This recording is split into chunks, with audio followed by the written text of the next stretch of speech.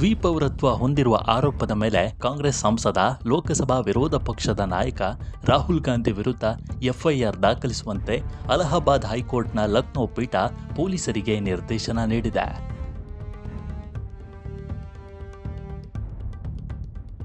ಹೌದು, ರಾಹುಲ್ ಗಾಂಧಿ ವಿರುದ್ಧ ಎಫ್ಐಆರ್ ದಾಖಲಿಸುವಂತೆ ಲಕ್ನೋದ ವಿಶೇಷ ಸಂಸದ ಶಾಸಕ ನ್ಯಾಯಾಲಯಕ್ಕೆ ಜನವರಿ 28ರಂದು ಸಲ್ಲಿಸಿದ್ದ ಅರ್ಜಿಯನ್ನು ವಜಾಗೊಳಿಸಿದ್ದನ್ನು ಅರ್ಜಿದಾರ ಪ್ರಶ್ನಿಸಿದ್ದರು.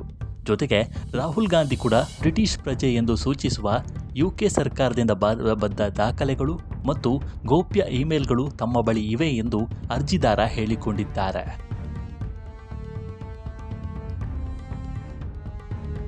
ಕರ್ನಾಟಕ ಬಿಜೆಪಿ ಕಾರ್ಯಕರ್ತ ವಿಘ್ನೇಶ್ ಶಶಿರ್ ಎಂಬ ವ್ಯಕ್ತಿ ಕಾಂಗ್ರೆಸ್ ಸಂಸದ ರಾಹುಲ್ ಗಾಂಧಿ ಬ್ರಿಟಿಷ್ ಪೌರತ್ವವನ್ನು ಹೊಂದಿದ್ದಾರೆ ಎಂದು ಆರೋಪಿಸಿ ಕೋರ್ಟ್ ಮೆಟ್ಟಿಲೇರಿದ್ದರು. ಇದೀಗ ಅಲಹಾಬಾದ್ ಹೈಕೋರ್ಟ್ನ ಲಕ್ನೋ ಪೀಠ ಕಾಂಗ್ರೆಸ್ ಸಂಸದ ರಾಹುಲ್ ಗಾಂಧಿ ವಿರುದ್ಧ ಎಫ್ಐಆರ್ ದಾಖಲಿಸುವಂತೆ ಪೊಲೀಸರಿಗೆ ನಿರ್ದೇಶನ ನೀಡಿದೆ.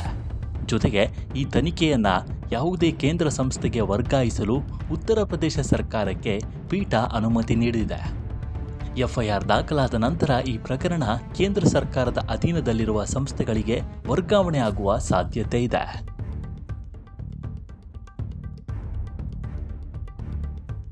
ರಾಹುಲ್ ಗಾಂಧಿ ವಿರುದ್ಧ ಎಫ್ಐಆರ್ ದಾಖಲಿಸುವಂತೆ ಲಕ್ನೋದ ವಿಶೇಷ ಸಂಸದ ಶಾಸಕ ನ್ಯಾಯಾಲಯಕ್ಕೆ ಜನವರಿ 28ರಂದು ಸಲ್ಲಿಸಿದ್ದ ಅರ್ಜಿಯನ್ನು ವಜಾಗೊಳಿಸಿದ್ದನ್ನು ಅರ್ಜಿದಾರ ಪ್ರಶ್ನಿಸಿದ್ದರು. ಜೊತೆಗೆ ರಾಹುಲ್ ಗಾಂಧಿ ಕೂಡ ಬ್ರಿಟಿಷ್ ಪ್ರಜೆ ಎಂದು ಸೂಚಿಸುವ ಯುಕೆ ಸರ್ಕಾರದಿಂದ ಬಂದ ದಾಖಲೆಗಳು ಮತ್ತು ಗೌಪ್ಯ ಇಮೇಲ್ಗಳು ತಮ್ಮ ಬಳಿ ಇವೆ ಎಂದು ಅರ್ಜಿದಾರ ಹೇಳಿಕೊಂಡಿದ್ರು. ರಾಹುಲ್ ಗಾಂಧಿ ವಿರುದ್ಧ ಎಫ್ಐಆರ್ ದಾಖಲಿಸುವಂತೆ ಅಲಹಾಬಾದ್ ಹೈಕೋರ್ಟ್ನ ಲಕ್ನೋ ಪೀಠ ಪೊಲೀಸರಿಗೆ ನಿರ್ದೇಶನ ನೀಡುತ್ತಿದ್ದಂತೆ ಎಕ್ಸ್ನಲ್ಲಿ ಪೋಸ್ಟ್ ಮಾಡಿರುವ ಅರ್ಜಿದಾರ ಹೈಕೋರ್ಟ್ಗೆ ಧನ್ಯವಾದ ಅರ್ಪಿಸಿ ಈ ತೀರ್ಪನ್ನು ಐತಿಹಾಸಿಕ ಎಂದು ಬಣ್ಣಿಸಿದ್ದಾರೆ.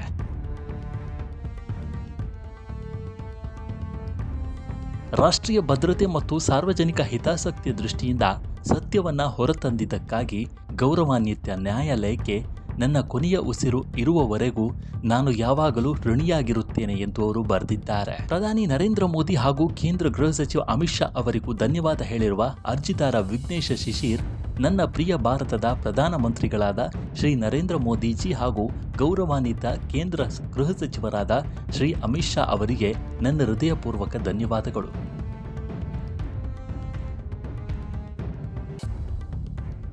ರಾಹುಲ್ ಗಾಂಧಿ ಅವರ ಬ್ರಿಟಿಷ್ ಪೌರತ್ವ ಪ್ರಕರಣಕ್ಕೆ ಸಂಬಂಧಿಸಿದಂತೆ ಗೌರವಾನ್ವಿತ ಅಲಹಾಬಾದ್ ಹೈಕೋರ್ಟ್ನ ಲಕ್ನೋ ಬೆಂಚ್ ಮುಂದೆ ಎಲ್ಲ ಟಾಪ್ ಸೀಕ್ರೆಟ್ ಫೈಲ್ಗಳನ್ನು ತಯಾರಿಸಲು ಅನುಮತಿ ನೀಡಿದ್ದಕ್ಕಾಗಿ ಅವರಿಗೆ ಧನ್ಯವಾದಗಳು ಎಂದು ಹೇಳಿದ್ದಾರೆ. ನಮ್ಮ ಈ ವಿಡಿಯೋ ನಿಮಗೆ ಇಷ್ಟವಾಗಿದ್ದರೆ ಲೈಕ್ ಮಾಡಿ, ಶೇರ್ ಮಾಡಿ ಮತ್ತು ನಮ್ಮ ಚಾನಲ್ನ ಸಬ್ಸ್ಕ್ರೈಬ್ ಮಾಡಿ.